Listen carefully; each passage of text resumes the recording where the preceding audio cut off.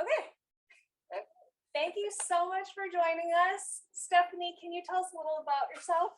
Well, my name is Stephanie Bostwick, and I'm Blackfeet, and I teach engineering and physics at Northwest Indian College. And as part of our program, we've incorporated renewable energy and energy sovereignty into our curriculum. So we're trying to teach students about solar energy, wind energy, the renewables, as well as how to design and build microgrids for their communities to create a sovereign energy future for tribes.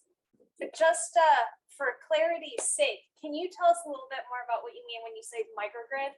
Yeah, so microgrid is a system that can have a lot of different purposes. One is resilience. So if, say, a community has a power outage, that system is there to provide that backup energy.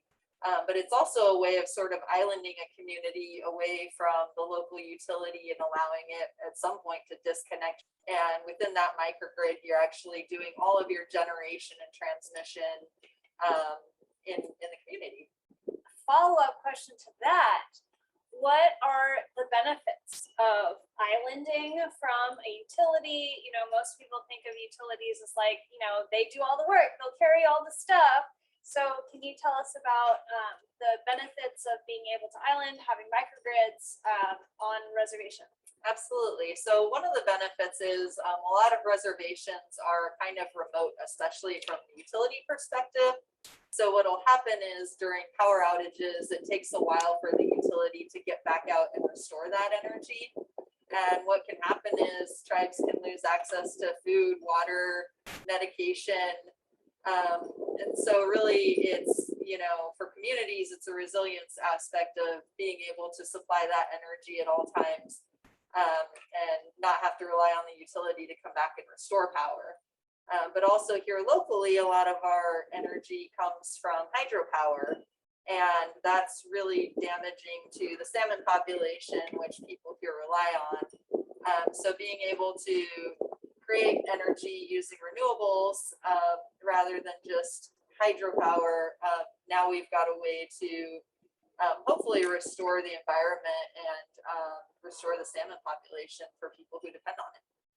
So a follow-up question to that, a lot of people talk about hydro as being renewable and inexpensive. What would be, you know, why would we want to pay more or to go through the effort to create another source of renewables when folks, you know, tout the benefits of having a lower cost of energy, existing infrastructure that is considered clean, renewable, low emissions?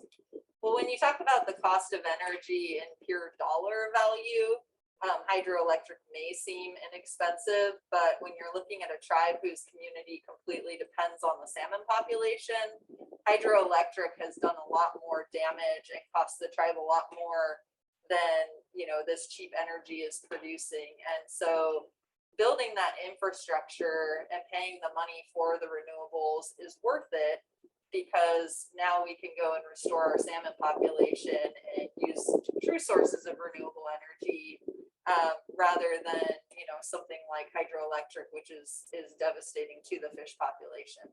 And that's not to say there aren't hydroelectric options for communities. A lot of communities up in Alaska, for example, are using microhydro, which doesn't have the same impact to the fish population. So there's still possibility for using hydroelectric as a renewable option, but not in the way that it's currently being used by the big utilities in Washington.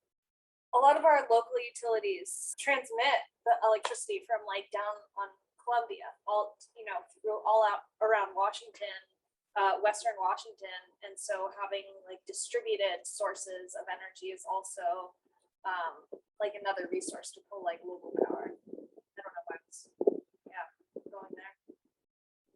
Well, absolutely. I mean, if you think about even just the loss of electricity when you're transmitting long distances, you know, we're paying a cost there. We're losing a lot of energy just in that transmission. So if you can generate locally, you're actually saving a lot of energy because you're not having that cost of transmission going a long distance. And so you know, it's a good place to move toward, not just for tribal communities, but for all small communities to have that locally generated and stored energy so that you're not, you know, paying that price of transmission. So in Washington, you know, we have the utilities own our generation plants and the transmission. Can you speak a little bit to, you know, tribal efforts to own and manage more infrastructure? Yeah, so I mean, really, every tribe is its own sovereign nation, and that tribe has the right to manage all of their infrastructure themselves. And so, for a tribe to be able to own the generation and the transmission and the distribution of their energy, it's really just allowing them that ability to be a sovereign nation and to make decisions about how their energy is being used. You've done so much work over the past couple of months at Northwest Indian College. Can you tell us a little bit about your vision for the future, what those programs might look like or its impacts? Just a little more about where those projects are headed.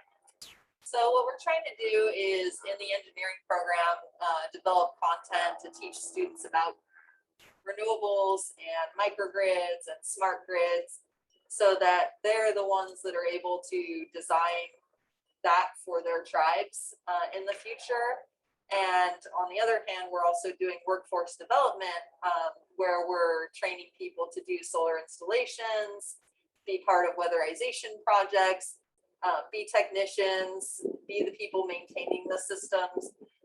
So it's really, you know, finding a way to create the jobs within the community so that the community can build that sovereign energy future for themselves. What are students most excited about in your either in your engineering program or when you talk about like the mock roof or your grant applications? What are they most like attracted to?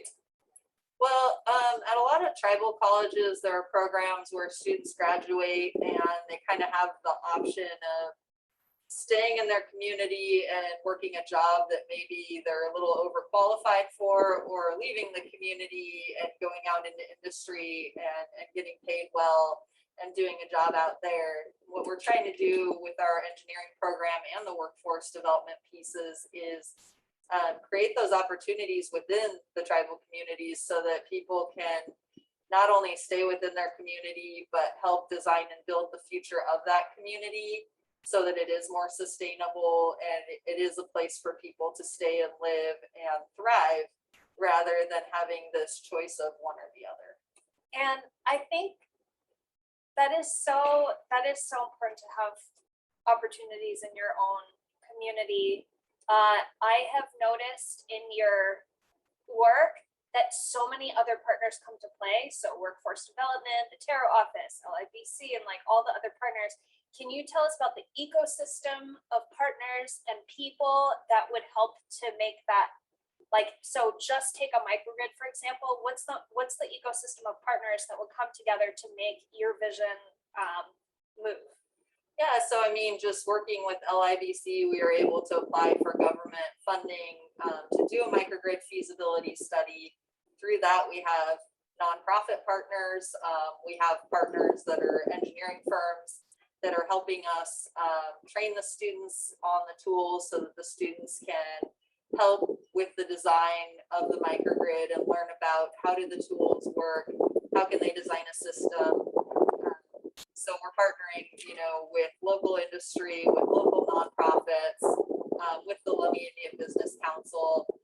So it really does take the entire community just to bring together these projects. But that's what's really awesome is it's not, you know, one person out there doing the work. It's all these people coming together to say this is important. Let's figure out how to do it.